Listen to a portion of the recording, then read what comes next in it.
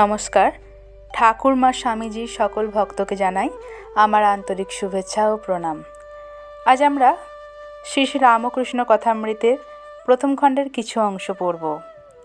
তব কথামৃতম তপ্ত জীবনম কবিভিরিতম কলমশাপহম শ্রবণমঙ্গলম শ্রীমদাততম ভুবি গিনন্তি এভ হৃদা জনাহা।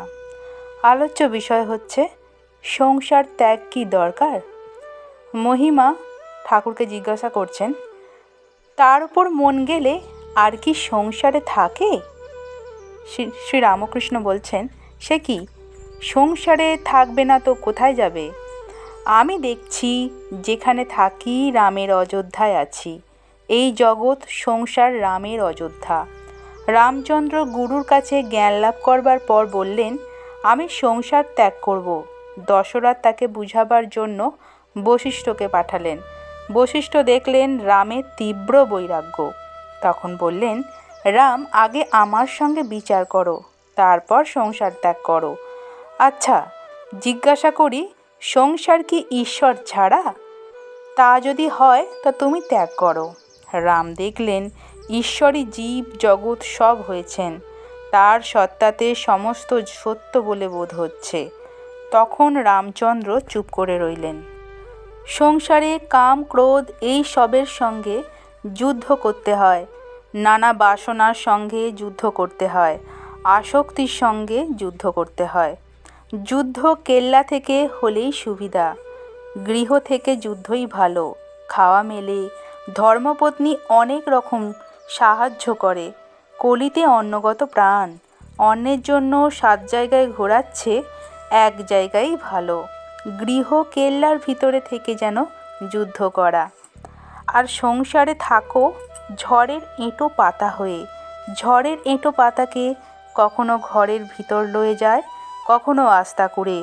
হাওয়া যেদিকে যায় পাতাও সেই দিকেই যায়, কখনো ভালো জায়গায়, কখনো মন্দ জায়গায়। তোমাকে এখন সংসারে ফেলেছেন, ভালো, এখন সেই স্থানেই থাকো। আবার যখন সেখান থেকে তুলে ওর চেয়ে ভালো জায়গায় লয়ে ফেলবেন, তখন যা হয় হবে। সংসারে রেখেছেন, তা কি আর করবে? সমস্ত তাকে সমর্পণ করো, তাকে আত্মসমর্পণ করো, তাহলে আর কোনো গোল থাকবে না। তখন দেখবে তিনিই সব করছেন, সবই রামের ইচ্ছা। একজন ভক্ত বলছেন, রামের ইচ্ছা গল্পটি কি? ঠাকুর বলছেন, কোনো এক গ্রামে এক তাঁতি থাকে, বড় ধার্মিক। সকলেই তাকে বিশ্বাস করে আর ভালোবাসে। তাঁতি হাটে গিয়ে কাপড় বিক্রি করে। খরিদ্দার দাম জিজ্ঞাসা করলে বলে, রামের ইচ্ছা, সুতোর দাম 1 টাকা। রামের ইচ্ছায় মেহনতের দাম 4 আনা। রামের ইচ্ছায় মুনাফা 2 আনা। কাপড়ের দাম রামের ইচ্ছায় 1 টাকা 6 আনা। লোকের এত বিশ্বাস যে তৎক্ষণাৎ দাম ফেলে দিয়ে কাপড় নিত। লোকটি ভারী ভক্ত। রাত্রিতে খাওয়া দাওয়ার পরে অনেকক্ষণ চণ্ডীমণ্ডপে বসে ঈশ্বর চিন্তা করে, তার নাম গুণ কীর্তন করে। একদিন অনেক রাত হয়েছে, লোকটির ঘুম হচ্ছে না, বসে আছে, একবার তামাক খাচ্ছে। এমন সময় সেই পথ দিয়ে একদল ডাকাত ডাকাতি করে যাচ্ছে। তাদের মুটের অভাব হওয়াতে ওই তাঁতিকে এসে বললে, আয় আমাদের সঙ্গে, এই বলে হাত ধরে টেনে নিয়ে চলল। তারপর একজন গৃহস্থের বাড়ি গিয়ে ডাকাতি করলে, কতকগুলো জিনিস তাঁতির মাথায় দিলে। এমন সময় পুলিশ এসে পড়ল। ডাকাতেরা পালালো, কেবল তাঁতিটি মাথায় মোট ধরা পড়ল। সে রাত্রিতে তাকে হাজতে রাখা হলো। পরদিন ম্যাজিস্ট্রেট সাহেবের কাছে বিচার। গ্রামের লোক জানতে পেরে সব এসে উপস্থিত। তারা সকলে বললে, হুজুর, এ লোক কখনো ডাকাতি করতে পারে না। সাহেব তখন তাঁতিকে জিজ্ঞাসা করলে, কি গো, তোমার কি হয়েছে বলো? তাঁতি বললে, হুজুর, রামের ইচ্ছা, আমি রাত্রিতে ভাত খেলুম। তারপর রামের ইচ্ছা, আমি চণ্ডীমণ্ডপে বসে আছি। রামের ইচ্ছা, অনেক রাত হলো। আমি রামের ইচ্ছা তার চিন্তা করছিলাম আর তার নাম গুণগান করছিলাম। এমন সময় রামের ইচ্ছা একদল ডাকাত সেই পথ দিয়ে যাচ্ছিল। রামের ইচ্ছা তারা আমায় ধরে টেনে লয়ে গেল। রামের ইচ্ছা তারা এক গৃহস্থের বাড়ি ডাকাতি করলে। রামের ইচ্ছা আমার মাথায় মোড় দিলে। এমন সময় রামের ইচ্ছা পুলিশ এসে পড়ল। রামের ইচ্ছা আমি ধরা পড়লুম। তখন রামের ইচ্ছা পুলিশের লোকেরা হাজতে দিল।